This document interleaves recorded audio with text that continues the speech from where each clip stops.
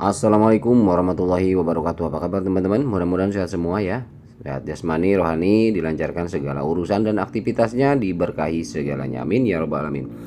Baik teman-teman, to the point, ini ada Pan Asia Chain ya. Saya coba cek, ini berhubungan dengan Pi Network teman-teman. Ya saya cek di Twitternya, memang ini dia menginformasikan ada di apa? Pi Brainstorm ya, ada juga di sini. Saya cek juga sudah ada memang. Apa sebenarnya ya aplikasi ini atau platform ini, apa fungsinya, dari mana dan bagaimana ya. Pantasia ya, peer to peer secara resmi terdaftar di Pi Brainstorm selama 1 hari dan telah menerima umpan balik positif dari komunitas dengan hampir 500 ulasan bintang 5 dalam 1 hari, katanya begitu ya. Karena memang pionir ini lebih pada suka dengan yang namanya exchange ya. Saya rata-rata kan begitu. Larinya tetap ke fiat ya. Banyak ya, tapi memang di sini kita punya power untuk utilitas yang lain ya, dipermudah. Artinya begitu, dipermudah dengan adanya utilitas pendukung ya untuk melakukan peer to peer terhadap barang. Karena kenapa ya, kita tidak semuanya selalu harus fiat. Kalau memang ada platform yang bisa langsung ke barang, marketplace, ya kenapa enggak? Ngapain ribet-ribet kita mempiatkan dulu baru ke barang? Kita langsung ke barang aja kan gitu. Ke fiat juga penting ya, seperti ini salah satunya ya. Ini salah satunya untuk pertukaran ya, exchange. Ini yang saya pahami, ternyata ini exchange. Coba kita lihat ya, ini adalah Twitternya. Kita coba lihat websitenya teman-teman ya. Ini websitenya, coba kita pakai translate, kita pahami ya. Artinya ini memang aplikasi apa, platform baru ya, yang siap hadir di ekosistem Pi Network teman-teman.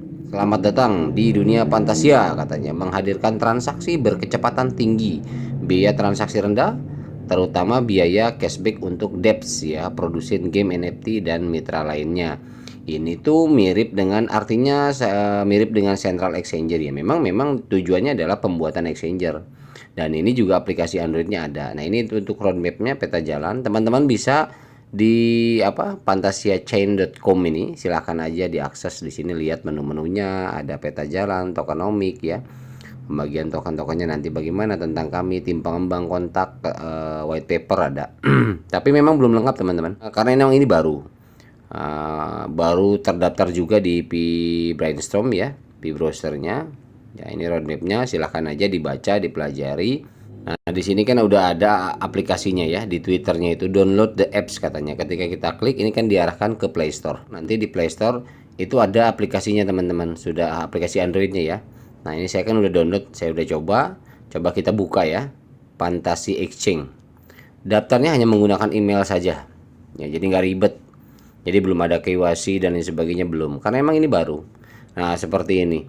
Sini ada peer to peer trading, kemudian refer reward ya, untuk referral ini ya, main referral juga ada. Nah ini untuk PUSD nya. Memang sebenarnya gini, kita tetap harus mematuhi aturan daripada core team teman-teman. Jadi untuk mempiatkan itu tahan dulu ya, tidak melakukan untuk mempiatkan, karena nanti ada hukuman tersendiri dari core team. Nah ini adalah hanya persiapan saja ya, exchange ini adalah untuk persiapan mainnet. Artinya untuk kita bertukar ke fiat di platform ini bisa. Ini Androidnya. Nah ini walletnya, kita klik wallet. Nah di sini kan ada Pi Network, kemudian ini trade. Nah trade-nya kita coba lihat. Nah ini VND ini kan Vietnam ya, koin Vietnam. Nah di sini apa namanya, 1 pi sekian. Nah ini kan beli, kalau kita mau beli dengan Pi Network ya. Sell ada juga nih teman-teman, 8.600 PND ya, ini 50 Pi. Nah ini jual beli. Nah sebenarnya ini kayak gini nggak boleh ya, kalau aturan ini ya, aturan Pi Network core team. Jadi untuk masalah ini teman-teman, untuk bahan dipelajari saja dulu, dipahami, dipelajari. Nanti ketika open mainnet kita bisa gunakan aplikasi ini salah satunya ya. Jadi yang sudah ada itu apa aja, yang sudah ada kan banyak teman-teman. Yang udah ada itu kayak ya Bitkeep, Bitmart ya, exchange LB dan sebagainya, itu exchange banyak. Nah ini sebenarnya arahnya ke sana, cuman ini lebih sederhana saja karena ini mungkin difokuskan untuk Pi Network teman-teman ya. Ini hanya untuk di ekosistem Pi Network, exchangernya lah gitu ya, exchanger di internalnya ekosistem kita ya, komunitas seperti itu. Intinya aplikasi ini begitu ya. Oke, kita lihat ya, ini juga ada third web ya, web3.com katanya. Nah, ini model swapping ya, untuk swap pertukarannya membuat juga di sini. Ini deploy itu Fantasia Chain Mainnet katanya. Ini connect wallet kita apa pakai MetaMask atau Trust Wallet. Ini hanya informasi saja bahwa utilitas ya yang mendukung untuk kuatnya ekosistem Pi Network itu semakin dan semakin banyak. Coba salah satu contoh yang saya lihat, kenapa saya bilang makin banyak, kita coba mampir sebentar di Pi Brainstorm ya. Oke, kita lihat ya di Pi Brainstorm ini. Kita coba lihat. Nah, teman-teman bisa lihat kemarin kan yang di di hackathon kedua itu kan hanya 9, hanya perwakilan yang mendapatkan juara saja. Tapi kalau teman-teman mampir, nah ini Fantasia peer-to-peer exchange tadi saya ketikkan ini yang ini, tapi di sini ada Bank B shaping with banyak banget. Ini Bank V ya, shaping with attractive interest rate, ini juga ada. Ya mungkin nanti jatuhnya sama kayak ini, sama Fantasia peer-to-peer exchange ini. Ini OpenAI juga ya, News Chat GPT. Ini apa ini? With enhanced natural language processing capabilities. Waduh, ngeri ya. Banyak sekali teman-teman. Innovate Work. Nah, ini baru lagi apa gitu ya. MPI Building Business Network with Bank P katanya. Kemudian PNQ Meta. Banyak ya. Artinya teman-teman mampir ke Pi Brainstorm kalau teman-teman ngerasa pengen tahu benar nggak sih banyak utilitasnya, banyak banget, ribuan ya. Jadi silahkan aja. Kemudian kita lanjutkan, ini untuk teman-teman yang kenapa saya bahas Fantasia Chain ini, karena memang menarik. Yang pertama ini dari Asia, yang kedua ini platformnya sudah dipersiapkan balance, seimbang antara Android dengan versi webnya. Jadi ada dua-duanya udah ada. Nah, ini langkah yang bagus kalau menurut saya, karena memang bagusnya seperti itu sih. Jadi bukan mengandalkan web saja, karena kalau menggunakan web saja kadang ada aja kendalanya. Apakah nanti kalau untuk aplikasi ini kan enak, lebih ringan biasanya digunakannya di handphone, lebih ringan walaupun memakan memori lebih berat. Tetapi kalau untuk web itu kadang aksesnya dia loadnya lebih lama, lebih lambat, biasanya begitu ya. Nah, ini bagi teman-teman yang ingin mempersiapkan untuk fantasiachain.com-nya ya, ini juga saya masuk di MetaMask ya. Nah, ini udah ada blockchain jaringannya Fantasia Chain ya, saya sudah buat. Dan di sini sebenarnya seperti biasa, ini saya informasiin aja. Ini teman-teman kita klik di menu di sini, kemudian ada pengaturan ya, kemudian ada jaringan. Nah, setelah jaringan di sini ada tambahkan jaringan. Nah, kemudian tambahkan jaringan populer menjadi jaringan khusus. Nah, di jaringan khusus inilah yang diisi. Apa yang diisi? Nah, ini dia.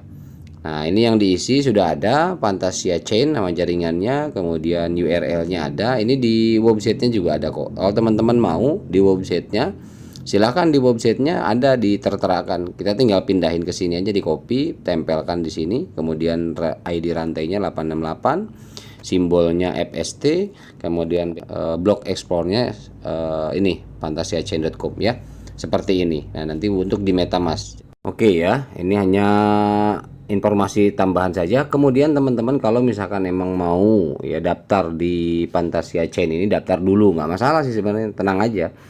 Artinya apa? Artinya ini project yang dipersiapkan ya, bukan yang sifatnya yang aneh-aneh ya. Dan tenang aja kalau selagi kita tidak memberikan informasi frase dan asal klik link yang gak jelas tanpa asal usulnya yang jelas, ya bahaya memang. Tapi kalau ini insya Allah enggak ya. Oke, kemudian ini saya cari fantasiachain.com ini dari mana. Nah, saya mendapatkan IP addressnya. Ketika IP addressnya saya telusuri, ini memang di Singapura teman-teman ya, Singapura, untuk lokasinya di Singapura. Nah, jadi memang di Asia ini ya. Kalau teman-teman siapa yang buat, ada di websitenya, itu nama-nama pengembangnya ada di sana, jadi saya nggak perlu jelaskan satu-satu. Oke, nah ini ketika teman-teman download aplikasinya di Play Store ya, ini saya kasih tambahan tutorialnya. Daftar, kalau mau daftar aplikasi yang sudah ada di Play Store Fantasia Exchange ini untuk pertukaran ya, ini klik sign up saja, kemudian isi email, centang, setelah dicentang next ya. Setelah next ini maka kode akan dikirim ke alamat Gmail ya. Tadi kan teman-teman di sini ya isi Gmail teman-teman. Setelah ini dicentang next baru kodenya dikirim ke Gmail ya. Nah, ini masukkan kode di sini yang dikirim ke Gmail, kemudian next. Nah, kemudian teman-teman isi password ada 8 karakter ya, 8 karakter campuran dari huruf besar, huruf kecil dan simbol. Kemudian ini juga buat, kemudian ini jika teman-teman ada referral, kalau butuh referral ID-nya nanti di deskripsi ada, silahkan dicek aja pakai referral ID saya ya di sana, silahkan. Kemudian di create membuat, dan ini akan successful seperti ini. Tinggal klik OK ya. Kemudian teman-teman kembali ke dashboard awal, lakukan klik sign in. Nah, sign in di sini ketik alamat Gmail, password yang sudah dibuat, kemudian sign in. Nah, maka kita akan masuk seperti ini nanti. Apalagi setelah ini tidak ada yang perlu dilakukan karena ini exchange kan, nanti aja kalau udah open mainnet. Kalau kita mau pakai aplikasi ini ya silahkan, kita untuk pertukaran di sini mau ke dolar mau ke apa gitu kan. Ini bentuknya aplikasi Android dan memang jujur aja kalau saya lebih suka aplikasi bentuknya ketimbang web sebetulnya ya, karena dalam penggunaannya di handphone Android itu lebih relatif stabil, lebih lancar, lebih enak lah gitu ya, seperti itu. Oke, kita lanjut. Nah, ini saya mau menginformasikan teman-teman ya, ini terms of service-nya daripada social chain ya, The Pi Network di sini adalah representations, warranties and risk katanya ya. Jadi representasi daripada garansi dan resiko ya, jaminan dan resiko. Di sini disclaimer katanya. Nah, di sini saya sudah terjemahkan buat teman-teman biar lebih dipahami dan cepat ya. Penafian garansi, Anda secara ini untuk garansi daripada aplikasi Pi Network yang kita gunakan, baik itu Pi Network Mining ataupun Pi Browser-nya ya. Coba kita pahami. Anda secara tegas memahami dan setuju bahwa penggunaan layanan oleh Anda adalah satu-satunya risiko Anda. Layanan dan konten kesediaan berdasarkan sebagaimana adanya dan sebagaimana tersedia, tanpa jaminan dalam bentuk apapun, baik tersurat maupun tersirat, termasuk tanpa batasan. Jaminan tersirat tentang kelayakan jual ya, kesesuaian untuk tujuan tertentu dan non pelanggaran. Anda mengakui bahwa social chain tidak memiliki kendali atas ya, kendali atas segala yang di atas ini, dan tidak berkewajiban untuk mengambil tindakan apapun terkait dengan hal yang di atas. Pengguna mana yang mendapat akses atau menggunakan layanan ya, layanan semua yang berurusan dengan Pi Network teman-teman. Apa dampak konten terhadap Anda? Bagaimana Anda dapat, pokoknya apapun dampaknya, akibatnya dan sebagainya, itu memang jatuhnya, ini saya nggak lanjutin baca, kesimpulannya aja karena saya udah baca. Intinya adalah karena memang ini jaminan terdesentralisasinya seluruh platform ya, seluruh platform daripada project Pi Network ini nantinya ketika sudah open mainnet dan semuanya sudah rampung selesai, tidak ada tidak, ketentuannya di sini dijelaskan tidak ada kaitannya dengan Pi Network ya. Jadi dikembalikan semuanya ke kita. Oke. Selanjutnya, kecanggihan dan risiko sistem kriptografi ya. Dengan memanfaatkan layanan atau berinteraksi dengan konten atau platform dengan cara apapun, Anda menyatakan bahwa Anda memahami risiko bawaan yang terkait dengan sistem kriptografi dan menjamin bahwa Anda memiliki pemahaman tentang penggunaan dan seluk-beluk token kripto asli, kriptografi asli seperti Ether ya, ETH, dan Bitcoin BTC, token berbasis kontrak cerdas seperti yang mengikuti standar token Ethereum ya. Standar token Ethereum di sini ada alamatnya apps.ethereum.org dan sistem perangkat lunak berbasis blockchain. Nah, ini untuk masalah kecanggihan dan resiko sistem kriptografi. Ini hanya pemberitahuan dari core team, penjelasan artinya begitu ya, biar kita lebih memahami lagi. Kita next aja, resiko tindakan regulasi di satu yurisdiksi atau lebih.